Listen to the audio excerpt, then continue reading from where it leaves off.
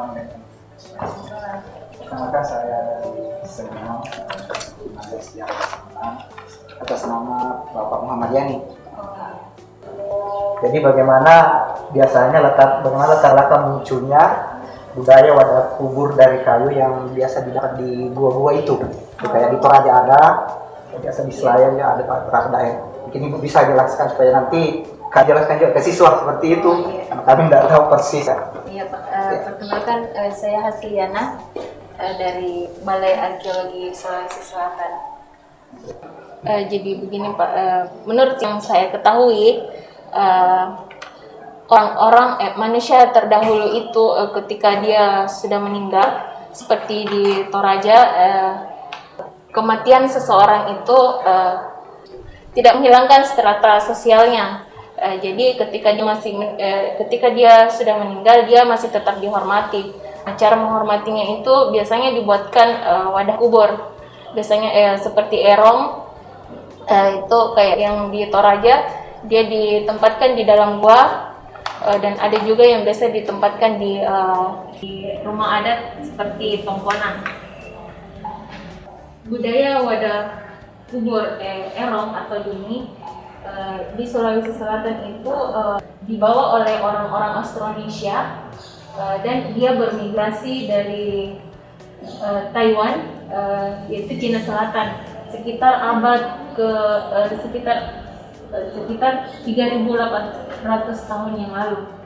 Nah, berdasarkan hasil penelitian para ahli, bahwa di Sulawesi Selatan itu wadah kubur yang tertua itu ditemukan di daerah Toraja yang umurnya sekitar 1.200 tahun yang lalu, atau pada abad 8 sampai 13 Masehi. Jadi begitu latar belakangnya Bu, munculnya budaya wadah kubur kayu ini. Iya.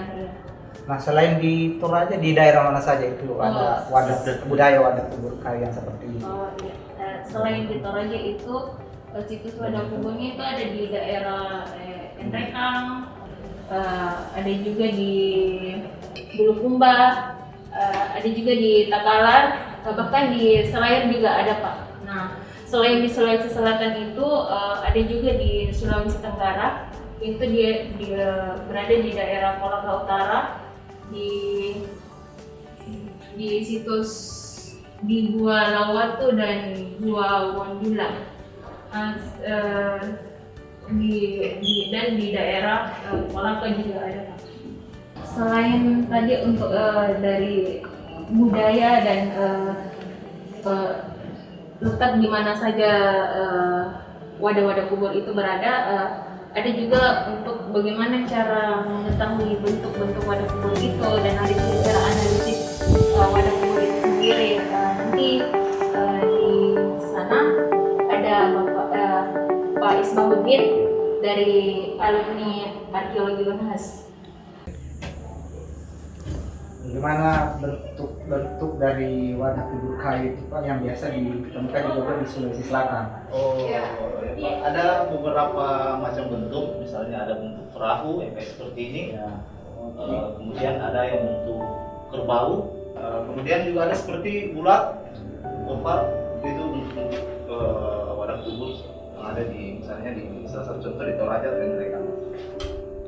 Ini bentuk seperti kuda laut, tapi belum ada analisis lanjut ini seperti apa.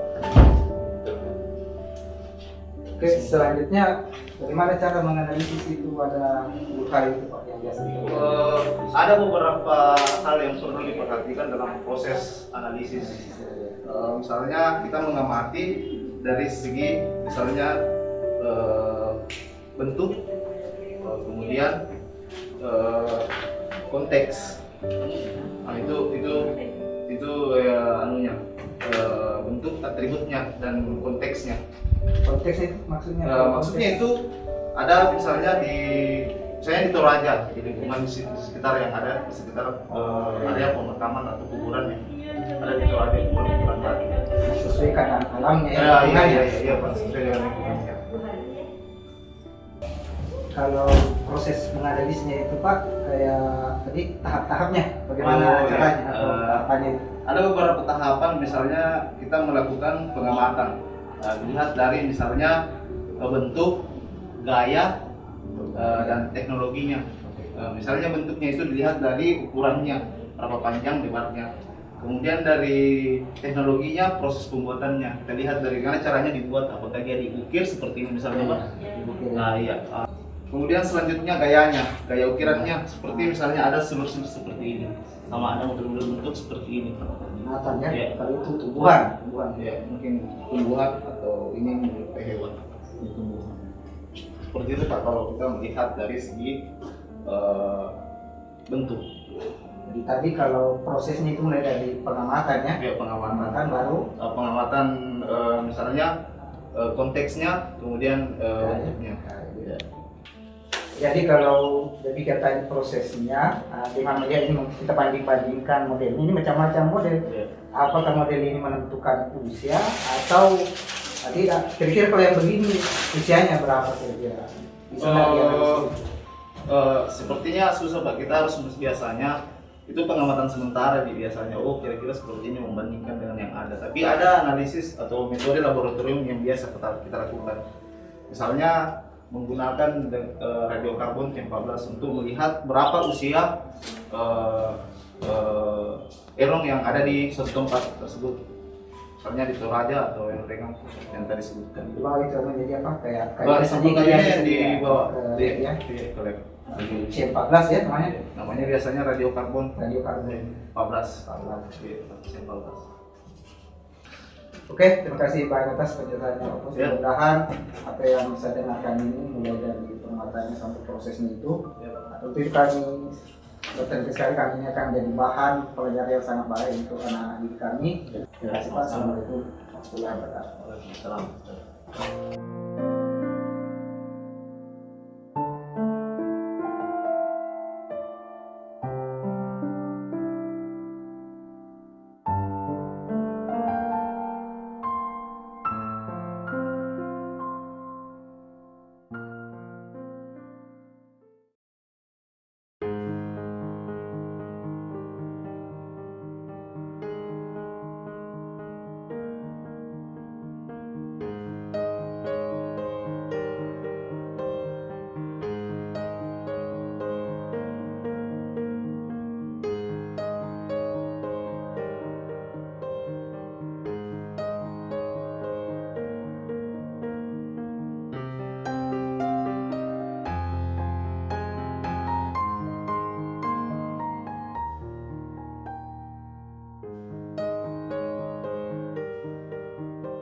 Assalamualaikum warahmatullahi wabarakatuh. Dan selamat pagi. Alhamdulillah pada hari ini kita ketemu kembali ya dalam pembelajaran sejarah Indonesia, sejarah Kalimantan. Apakah anak sekalian dalam keadaan sehat-sehat semua?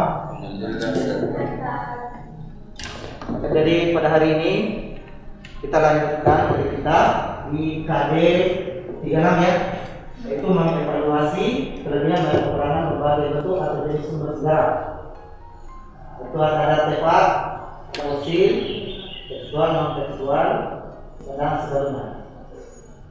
Nah, salah satu dari sumber sejarah itu bentuknya seperti artefak ya. Sudah pernah mendengar istilah artefak atau fosil? Sudah ya. Nah, kemudian dari situ kemudian kita lihat apa yang harus kita capai ya pada kali ini. Tujuannya yaitu kita melihat kita akan menganalisis alasan keterpakaian sebuah sumber sejarah yang mana sumber itu adalah hasil penelitian. Ya. Jadi di sejarah apa kita jadikan sumber tidak sembarang itu diambil ya. Sebagai sumber ya tapi harus melalui proses penelitian. Apalagi seperti artefak atau fosil, ini memang penentuan bahwa satu benda itu bisa jadi sumber sejarah setelah melalui proses.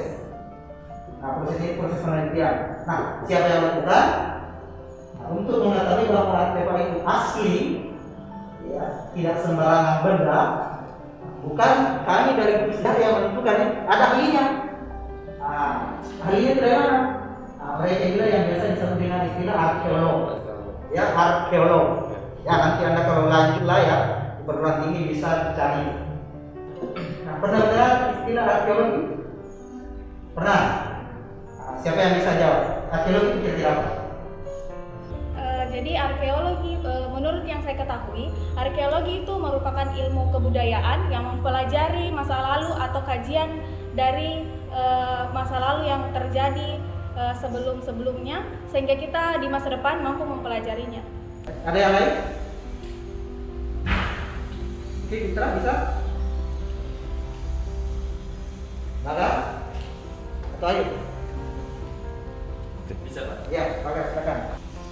Jadi arkeologi adalah ilmu yang mempelajari tentang suatu benda yang ditinggalkan pada masa lalu yang kemudian di masa yang akan datang diteliti dan dijadikan sebagai bahan acuan untuk sebuah bahan pembelajaran untuk kita di masa depannya.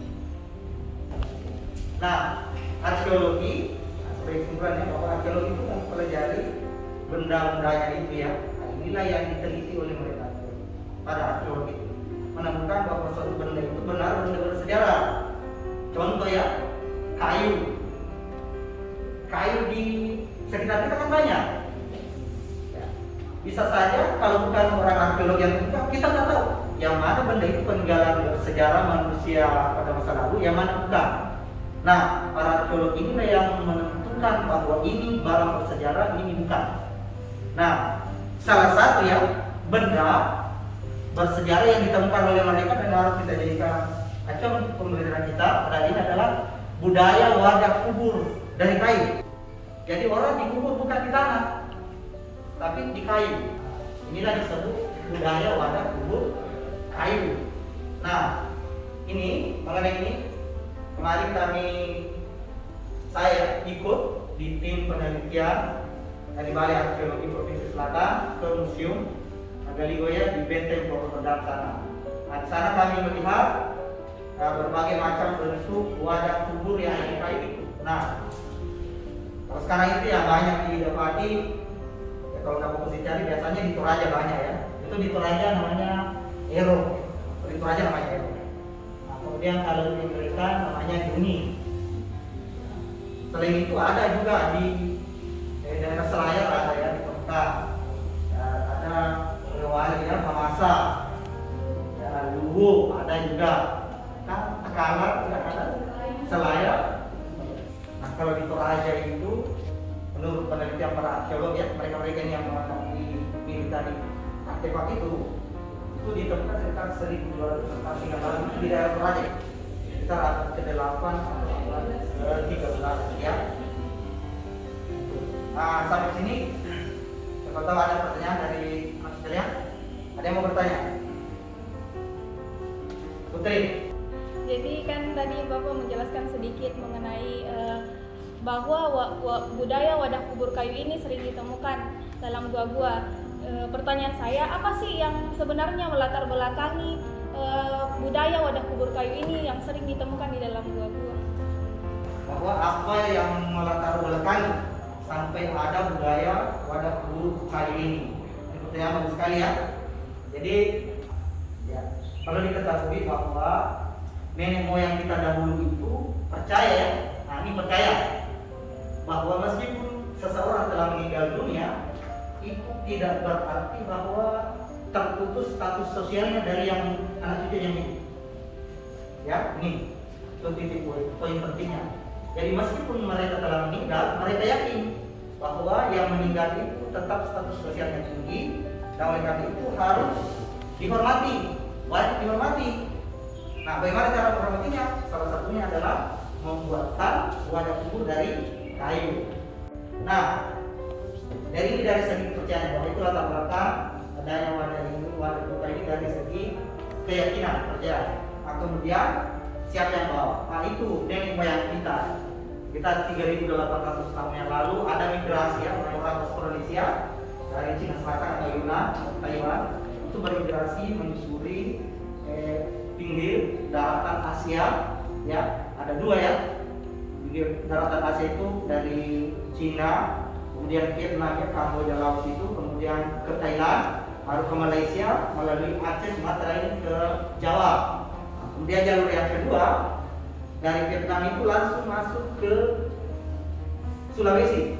Nah, sedangkan kalau di Sulawesi Selatan, budaya wadah kubur kayu ini yang tertentu ditemukan di Toraja. Yang menurut para ahli arkeologi ya, arkeologi itu diperkirakan umurnya 1200 tahun. Jadi diperkirakan kita masuk ke 8 sampai ke 13 itu masuk ke Sulawesi Selatan. Yang mana Putri bisa dimengerti? Ada pertanyaan lain? Kan tadi Bapak menjelaskan tentang bentuk-bentuk wadah kubur kayu yang ditemukan di gua-gua. Nah, pertanyaan saya, apa saja bentuk-bentuknya itu wadah kubur kayu yang ditemukan di gua-gua, Pak? Oke, jadi temannya dia menanyakan apa bentuk-bentuk wadah itu. Nah, ini bagus sekali juga ya.